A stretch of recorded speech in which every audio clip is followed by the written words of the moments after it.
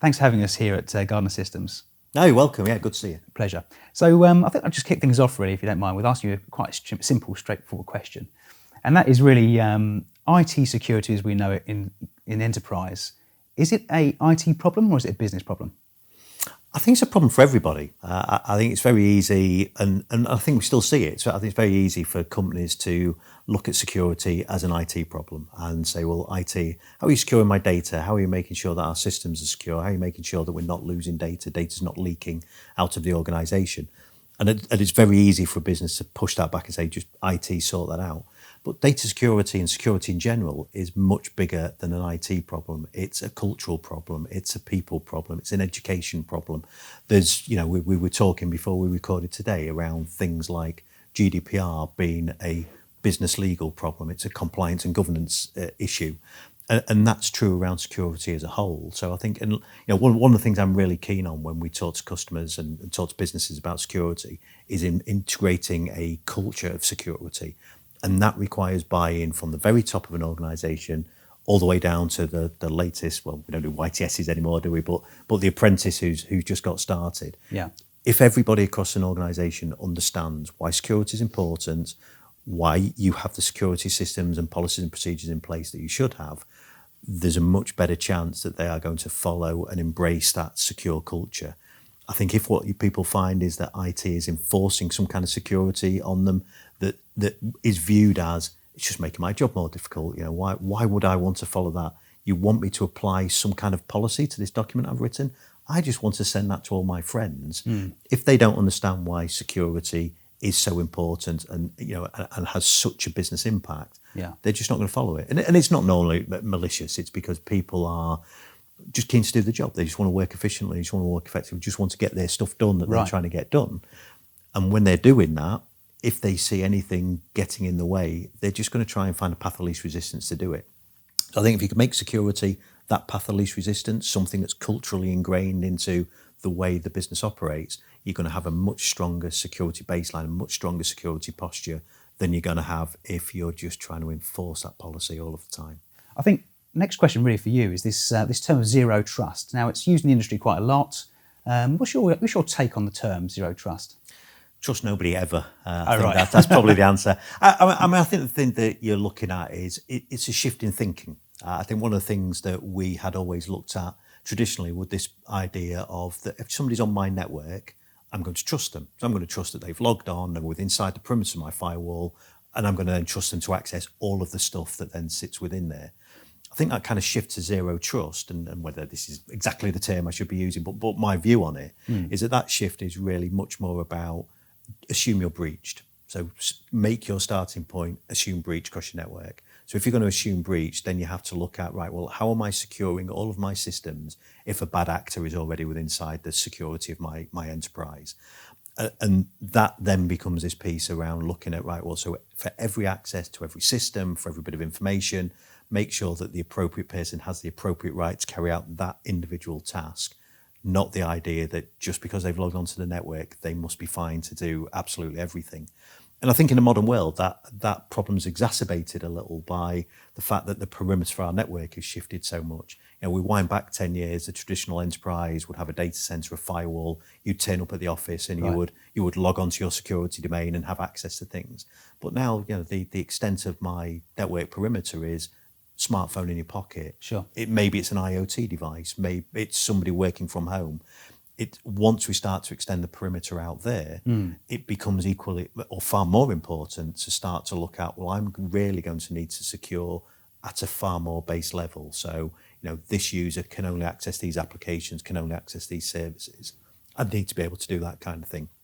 Maybe I also need to include that once they've accessed that service, I have further control, so just because they've got access to that service doesn't necessarily mean they should have access to absolutely everything within that service. So certainly for me, my take on zero trust is very much that. It's no longer acceptable in a modern organisation to say just because somebody's logged on, they should have access to everything. It's to probably question what they're doing, when they're doing it, and why they're doing it at every single part of their of their security journey, to use a famous marketing phrase, because everybody's on a journey.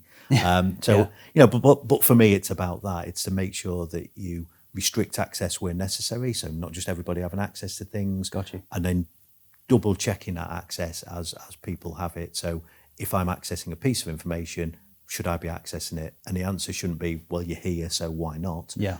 Should be, no, you're the right person with the legitimate reason to be using it. And maybe that I can track the fact you're using it as well, because an extension of zero trust for me is that idea that if something then happens to information, data that I've got, Yeah. I should be able to understand that it's happening and find out what's happened to it. I see. Yeah, that makes perfect sense. So almost your baseline is assume that you've got an insider in your Absolutely. organisation that's Yeah. doing bad things. Yeah, and I think that's a great starting point. I mean, it's not my idea. It's a tip I've pinched from many a vendor and professional.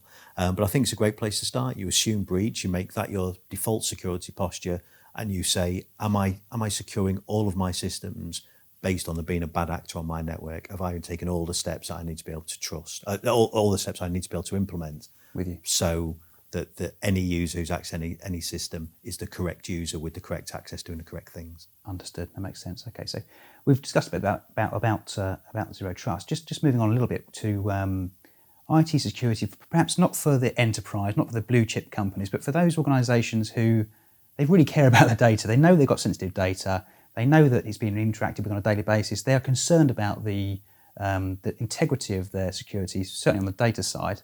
What would be your advice to your customers as a good starting point as to how to address that to address it as a security strategy for the future?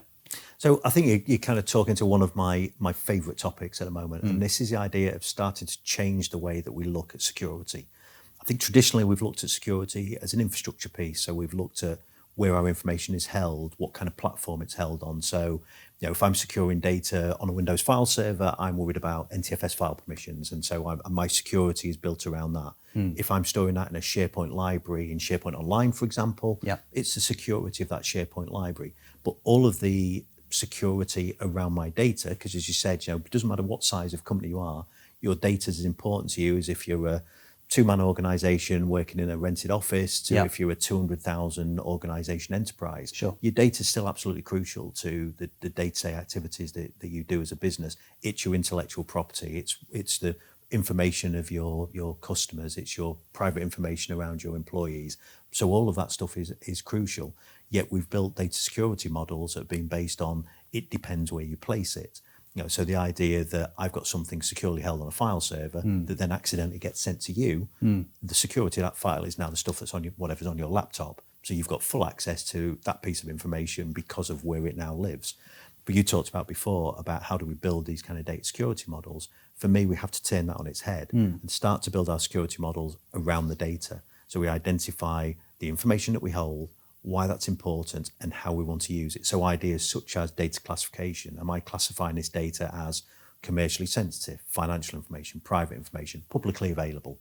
So if I'm then making those kind of classifications, within those kind of rules, I'm saying, right, so what does that mean I'm allowed to do with that data? And then it's once we've built that, IT comes some way down the pecking order of how we start to deliver this kind of stuff, because once we've understood how we want to use our data, we've taken this data-focused approach and said, this is how we want to use it, and because we want to use it like this, we need to secure it like this because it contains this kind of information. We can then start to build IT systems that start to enforce some of those policies, because otherwise then we are just trusting that everybody's following the policy. Right. And sometimes that's not quite enough, for audit reasons, for security and management reasons. We need to know how our data is being utilised. But I think going back to your question, absolutely key to that is a change in attitude. Look at our data as the core thing that we're looking to secure. Don't worry overly about secure it based on where it is, the location and the infrastructure type. But look at the information and make sure then that security follows that information. Because what I want to be able to do is when that information leaves my organisation, I've still got full control over it. I can still control who can access it, what they can do with it, and then I can rescind that access should I wish. So if that information has, for some reason, ended up on your laptop and it shouldn't have done, I want to be able to rescind that access so that the next time you try and open that file, you can't. And practical extension of that is if I have a data breach here in the UK, if I have a data breach of personal information, I need to go to our information regulator to say, I've had a data breach and it had 1,000 records of personal information on it. So not only have I got to tell you, I've then got to tell each of those 1,000 people that I've lost their information and this is what I'm going to do about it. Sure. If I've got security around that information that ensures I'm the only person that can read it regardless of its location, well, my burden is then reduced hugely. I still need to tell the regulator, but I don't necessarily need to inform each of the 1,000 people because actually their information remains safe and under my control. And so for those kind of reasons, there's lots of reasons around why you might want to secure your data. But if you was after a top tip today about building kind of modern security strategy, make it data focused would be tip number one, certainly. Absolutely. So really work out who's interacting with that data and whether it's being copied, modified, deleted, shared, that kind of thing. Yeah. Rather than sort of securing it from the outside in, if that makes sense. Yeah. Yeah, absolutely. I mean, I think for data, for me, I kind of want to know the multiple W's: who, where, when, why, what. So who's using the information? When are they using it? Where are they accessing it from? Yeah. What are they doing with it? And why? Why have they got access to it? Why is that user doing the things that they're doing with it? So if I can answer those kind of 5 W's around my information, I know that I can use that effectively. I can use it efficiently. I can hold it efficiently, and importantly, I can maintain control, governance, compliance, and security of that information. Makes sense.